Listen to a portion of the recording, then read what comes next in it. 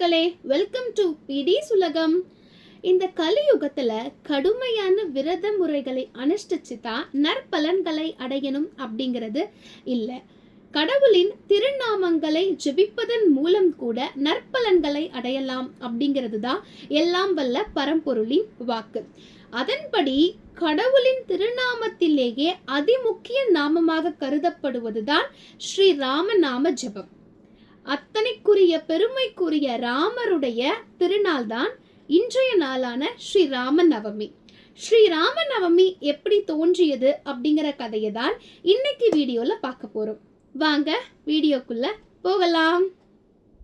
ஒரு மாதத்திற்கு 2 பட்சங்கள் உண்டு. ஒரு பட்சத்திற்கு 15 திதிகளும் உண்டு. ஒரு திதிக்கு ஒரு நன்மைகள் உண்டு. அதன் நன்மைகளை செய்யக்கூடிய தெய்வங்களும் ஒரு திதிக்கு இன்னார் அப்படின்னு நம்முடைய முன்னோர்கள் பிரிச்சு வச்சிருக்காங்க. ஆனா எந்த ஒரு நல்ல காரியத்தையும் முன்னாளில் அஷ்டமி நவமி போன்ற 2 தினங்களில் செய்ய மாட்டார்களாம். ஒரு வாட்டி இந்த அஷ்டமியும் நவமியும் பெருமாள் கிட்ட போயிட்டு கண்ணீர் மல்க, எல்லா திதிகளிலும் நல்ல வேலைகள் செய்யறாங்க, ஆனா எங்க 2 பேரை மட்டும் ஒதுக்கி வைக்கிறாங்க, நீங்க தான் எங்களுடைய கண்ணீருக்கு பதில் சொல்லணும் அப்படின்னு கேட்டு அழுக, பெருமாள் உங்கள் இருவரையும் கொண்டாடக்கூடிய காலம் வரும், அதை நான் சீக்கிரம் செய்கிறேன் அப்படின்னு சொல்றாங்க. அதன்படிதான் நவமியில் ஸ்ரீராமனுடைய அவதாரம் வந்திருக்கு. அஷ்டமியில் ஸ்ரீ கிருஷ்ணனுடைய அவதாரம் நடந்திருக்கு. அன்னையிலிருந்து தான் அஷ்டமி நவமி போன்ற 2 திதிகளும் நல்ல திதிகளாக கருதப்பட்டு நல்ல காரியங்களை அந்த 2 திதிகளிலும் மக்கள் செஞ்சிருக்காங்க. அன்றையிலிருந்து ஸ்ரீராம நவமியும் கிருஷ்ண ஜெயந்தியும் மக்களால் ரொம்ப விமர்சையா கொண்டாடப்பட்டும் வந்துட்டு இருக்கு. இன்றைய நாளான ஸ்ரீ ராம நவமி அன்று நாம் ராமாயணத்தை படிப்பதாலோ இல்லை ராமாயண கதைகளை மற்றவர்களுக்கு சொல்வதாலோ மிகப்பெரிய நன்மைகள் கிடைக்கும் அப்படின்னு சொல்றாங்க. முன்னொரு காலத்துல நாராயணப்பட்டர் அப்படிங்கிற ஒரு ஏழ்மையான குடும்பத்தில் பிறந்த ஒரு நபர் இருக்கார்.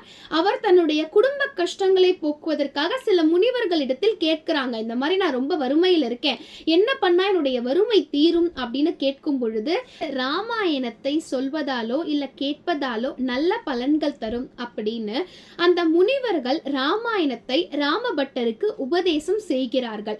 அந்த நற்பலனின் காரணமாக ராமபட்டரின் மகன் அந்த நாட்டையே ஆளும் மன்னனாக உருவாகிறான்.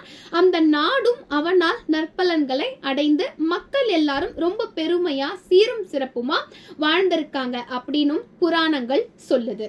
ராமன் பிறந்ததோ கோடை காலம்.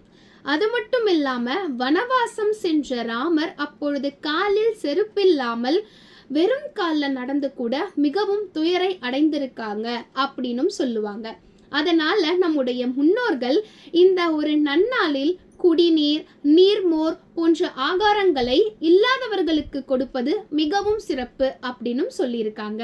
அது மட்டும் இல்லாம குடை, செருப்பு போன்றவற்றையும் இல்லாதவர்களுக்கு தானம் அளிக்கலாம் அப்படின்னு சொல்றாங்க. நன்னாளில் நம்மால் முடிந்த உதவிகளை இல்லாதவர்களுக்கு செய்வோம். இந்த நாள் இனிய நாளாக அமையட்டும். சீக்கிரம் வேற ஒரு வீடியோவில் சந்திப்போம் மக்களே. Ta-ta, bye bye.